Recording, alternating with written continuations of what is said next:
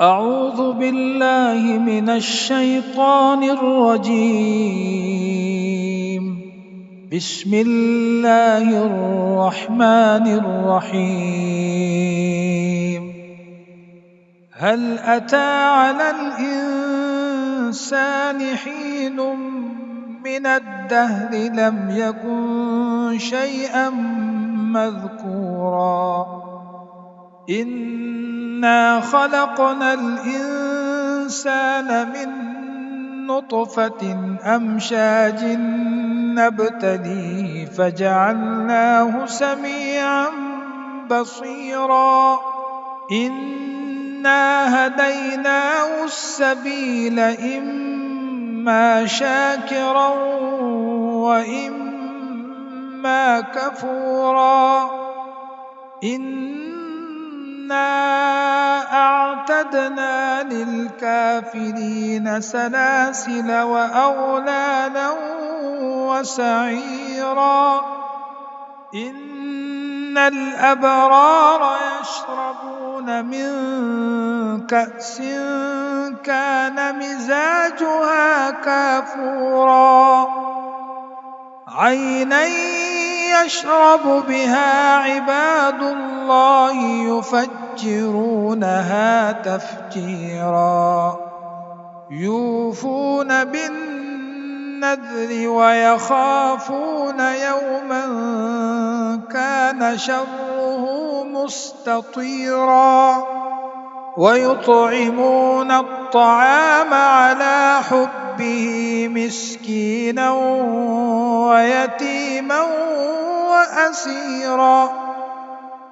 إنما نطعمكم لوجه الله لا نريد منكم جزاء ولا شكورا إنا نخاف من ربنا يوما عبوسا قمطريرا فوقاهم الله شر ذلك اليوم ولقاهم نضرة وسرورا وجزاهم بما صبروا جنة وحريرا متكئين فيها على الأرائك لا يرون فيها شمسا ولا زمهريرا ودانية عليهم ظلالها وذللت قطوفها تذليلا ويطاف عليهم بآنية من فضة وأكواب كانت قوارير من فضة قدروها تقديرا ويسقون فيها كأسا كان مزاجها زنجبيلا عينا فيها تسمى سلسبيلا ويطوف عليهم ولدان مخلدون إذا رأيتهم حسبتهم لؤلؤا منثورا وإذا رأيت ثم رأيت نعيما وملكا كبيرا عاليهم ثياب سندس خضر واستبرق وحلوا أساور من فضة وسقاهم ربهم شرابا طهورا إن هذا كان لكم جزاء وكان سعيكم مشكورا إنا نحن نزلنا عليك القرآن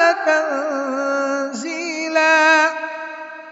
فاصبر لحكم ربك ولا تطع منهم آثما أو كفورا واذكر اسم ربك بكرة وأصيلا ومن الليل فاسجد له وسبحه ليلا